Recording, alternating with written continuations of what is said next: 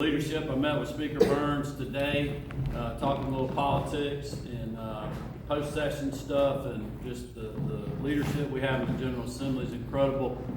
The legislators that we have here are just such a big part of our team. Not only Sandy, thankfully, got her over the finish line, Representative David Clark, Senator Sean Still, Senator Clint Dixon, and one of my floor leaders who carried a lot of the good stuff that we were doing, Representative Sue Hong, and I know I saw Brent Cox, and I'm sure there's probably other legislators that are here, but we have a great team in our state. I appreciate Chuck talking about a lot of the issues that we worked on, so that'll save me a little bit of time tonight.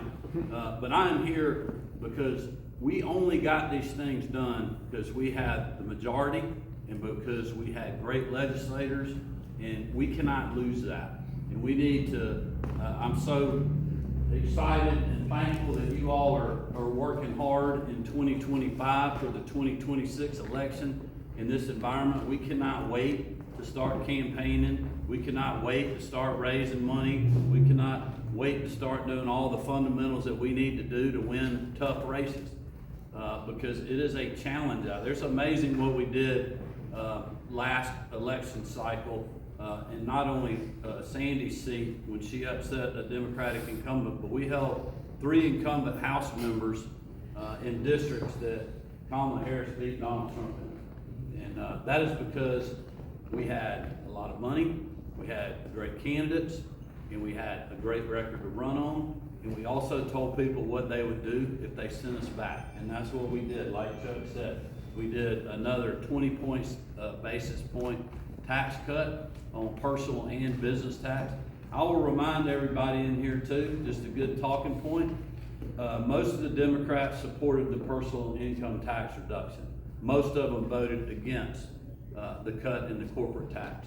For all you small business people that are out there like myself, like our great First Lady Marty Kemp, they were voting against your small business having a tax cut. That is terrible, terrible politics. It shows you how out of touch they are with reality.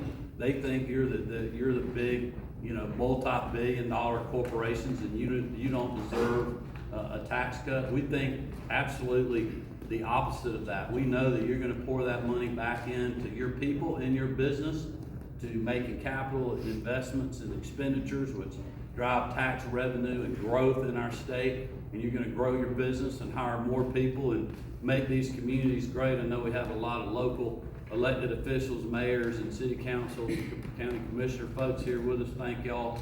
But we just need to remember what we're for, but also we need to remember the craziness that the Democrats are voting against. And that's one of the things that I've been talking about. It doesn't matter whether I'm in Georgia at an event like this, if I'm talking to the media, or if I'm around, going around the country nationally as chairman of the Republican Governors Association.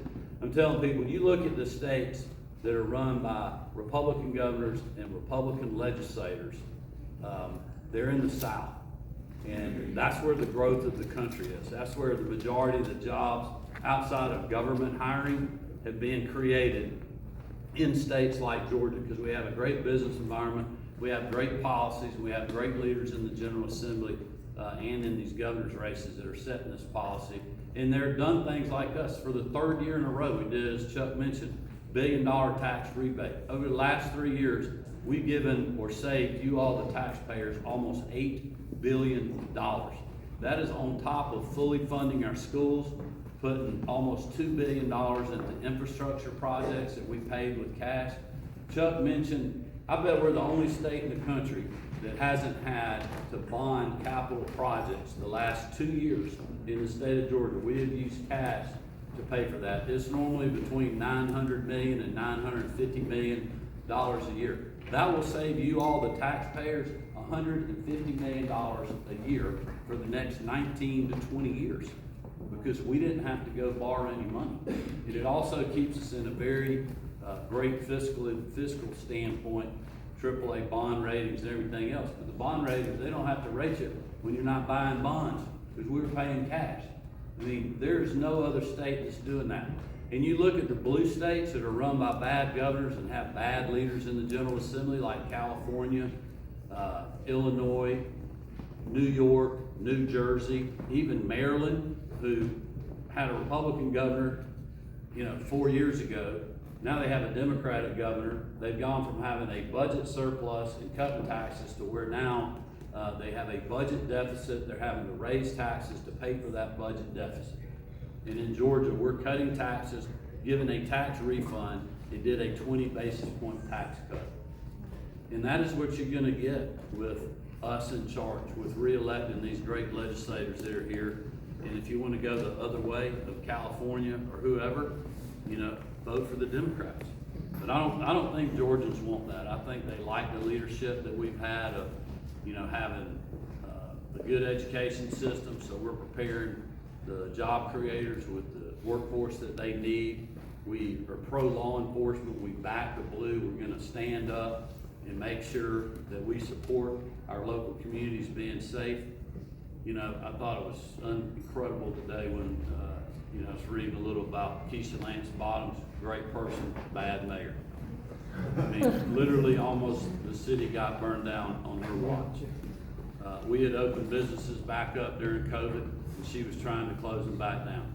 And that's what you're gonna get with their candidates in the governor's race. That's what you're gonna get with their candidates in the General Assembly. So I wanna thank you all for supporting these great legislators financially. They can't do it without having money to tell their story and to get their vote out. So I just wanna thank everybody for being here to support these folks, and it's an honor for Marty and I to do that. With that, I'll throw it back to Chuck. Thank y'all for being here.